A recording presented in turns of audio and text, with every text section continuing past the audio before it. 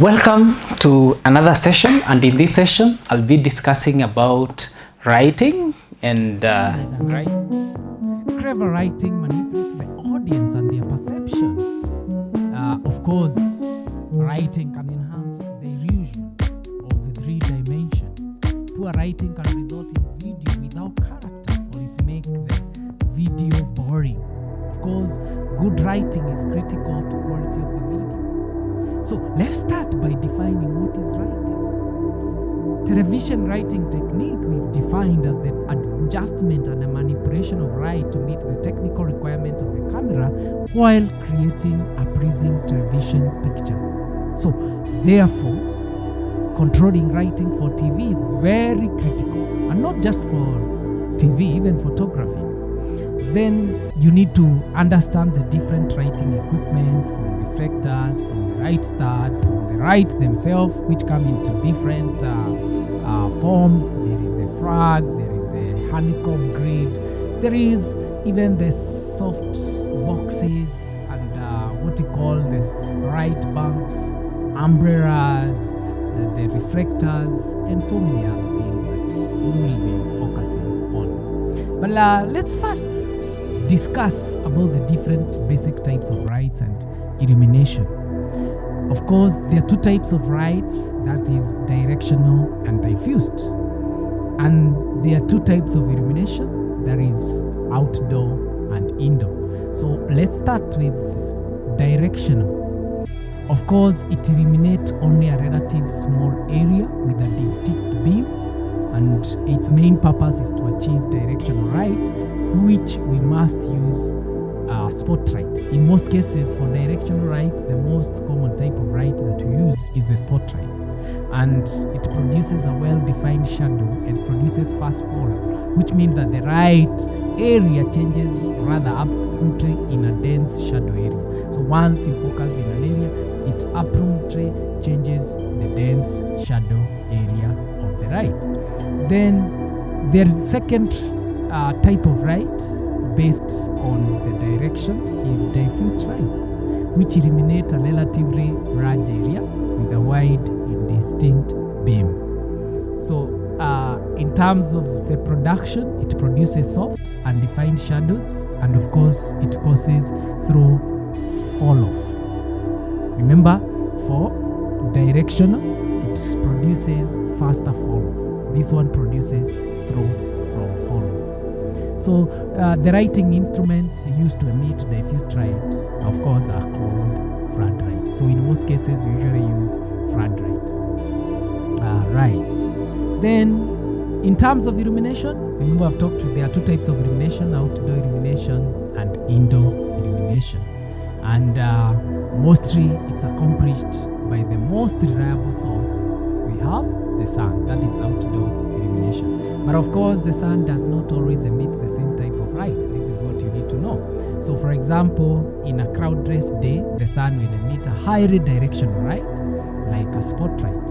On a day where maybe there is an overcast, the cloud acts as diffusers, and of course they change the sun into diffused light source, like a floodlight. So this light is non-directional, what we call diffused, and of course it has a slow fall off. So, although sometimes we can use special light sources and reflectors to adjust the lighting as much as possible when outdoor, we generally have little control over outdoor illumination. It's the natural light. You may not have much control as a photographer. Then we have the standard color temperature outdoor is about 5600 Kelvin, as maybe measured in mid-summer at Kigali noon time. So that's about outdoor. Then the next important thing is indoor illumination. Indoor illumination always requires the use of writing instruments. So in most cases, why we are undertaking this session is to understand that the indoor illumination, you need to use a writing instrument. And it's this writing instrument that you need to understand. So if the room is partially illuminated by available light, like coming through the window, you have to match the amount and the two types of illumination. So it's even become more challenging. If you have to match the outdoor light that is coming from the windows and those that you already have indoor. So the amount and types of writing instrument varies from one handheld write to complete writing grid that allow total and precise control over the write. So most studio writing instruments are rated at that 2 Kelvin. So if they receive full voltage, but there is a way you can stimulate or augment outdoor illumination so that we rate it at 5600 Kelvin. The 3-point writing, very important. We also call it as the triangle writing, whereby you have to have the 3 main write sources, as the name suggests. So that means you have to have the key write, the back write, and the fill write. So this lesson will mostly be focusing on how you set the 3 write, the fill write, and what you call the back write. So basically, as remember, the key write is the primary source of illumination, and its function, of course, is to bring out the basic shape of an object. In order to do this, of course, key write must produce some shadows, and that's why we need other writes to eliminate those shadows. So in terms of setting the key write, we may not have a specific write that is called key write, but basically the best type of write to use is the spot write. So it allows a great deal of directional control over the write. So when writing is natural, the writing is coming from above. Therefore, the key write is placed above and to the left, right in front of the subject being written. So put it on either the left or the right, on the front side of the object or the subject that you're writing. So in basically, the key write should be 100%, and the back write should be 20%, fill write around 50%. And we usually place the key write 45 degrees towards the subject that you're trying to shoot. Then the second write is back write, the key write. So the back write has several important functions. It helps to distinguish between the shadow area of an object or the subject on the ground. The back write also emphasizes the outline of this object, separating it from the background. And of course, the back write adds dimension and gives sparkle to the scene. Then the other important write is the fill write. So the fill write, in most cases, it's placed on the side of the other side of the key write to maybe eliminate the shadows that have been created by the key write, and that's why we put it into ratio of 2:1. So that means if the key write is 100, the fill write should be 50.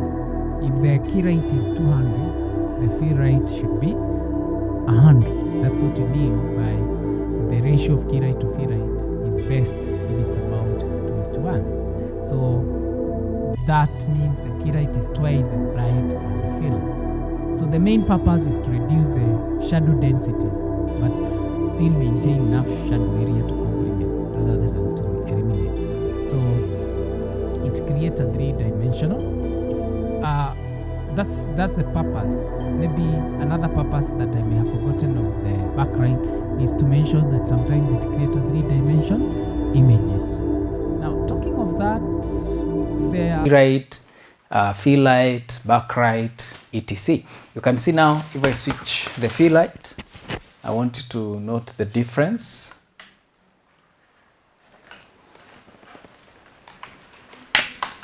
So you can see now only one side that is covered, the back write. My fill write is off. If I turn my key write,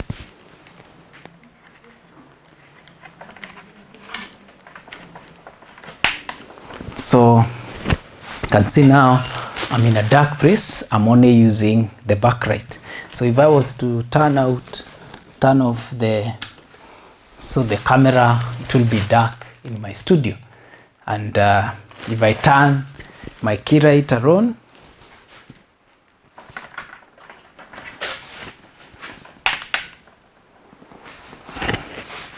now I've turned the key write alone. You can see now the key write It's the strongest right, which is basically 45 degrees, and it's always on the right or on the left hand of the subject, and its main purpose is to illuminate. Now I've put it on my right hand, so it's illuminating this side. That's why I need a fill light on the other side to fill the right on this side. So if I put on the fill light, you can see now at least this side is a bit illuminated. So to ensure that maybe the other right, the back right,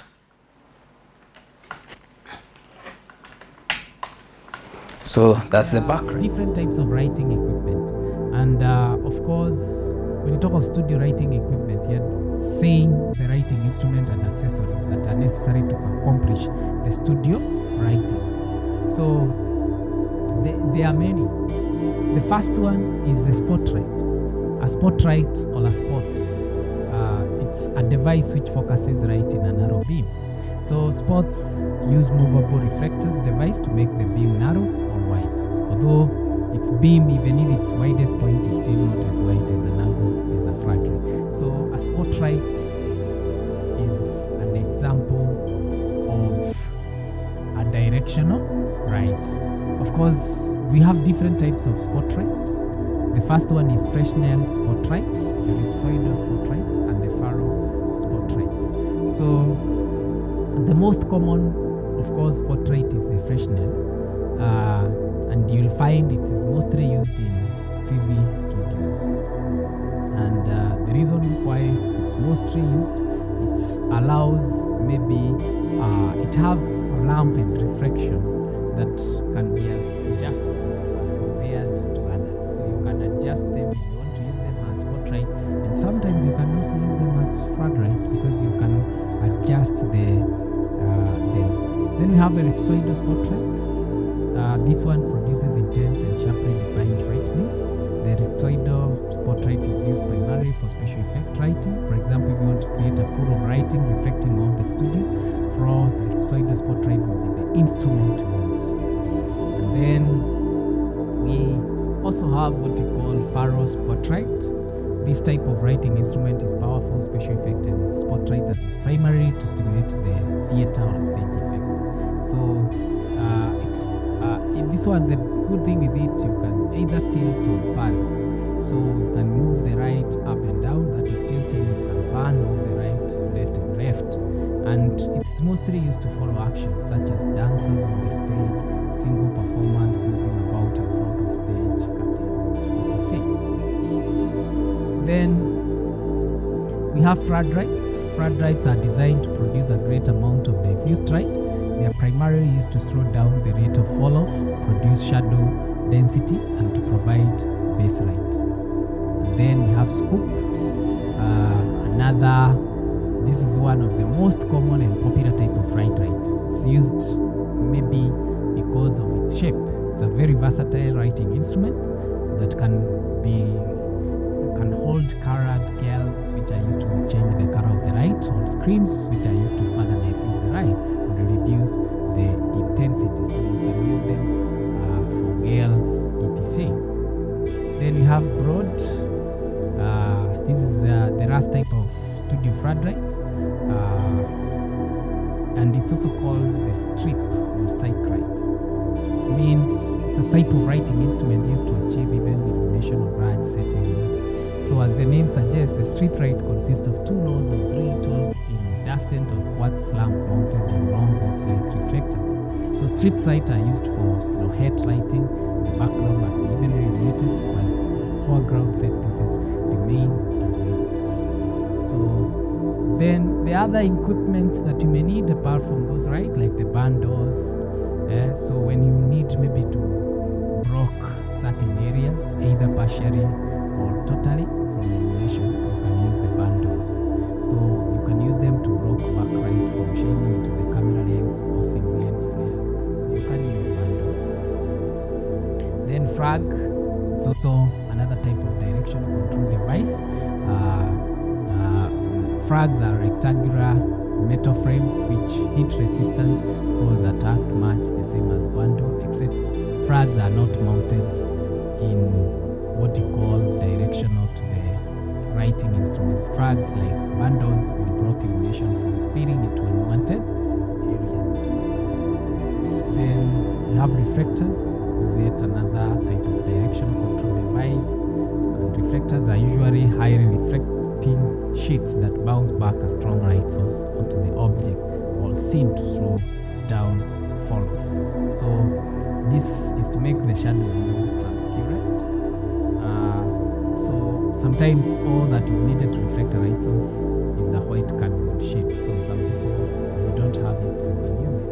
So another way you can get an aluminum foil, and of course you can diffuse. So you can see the application of the reflector. Then we have the screen. This is a final type of direction control. Screens are span glass and placed in front of floodlights, the external reflector spotlight, to achieve maximum diffusion of light beam. So in studio, we usually use them to produce soft light, especially if you need light large area even. So you will use them maybe to raise the overall base rate level. So they are called the screen. So that's about that. Of course, there are so many other things that you may need, but like the patch panel, the patch bay. So the patch bay, of course, or the patch panel, it connects the writing instrument to the dimmer control, which allows you to connect. If you have scattered writing instrument, you may need it to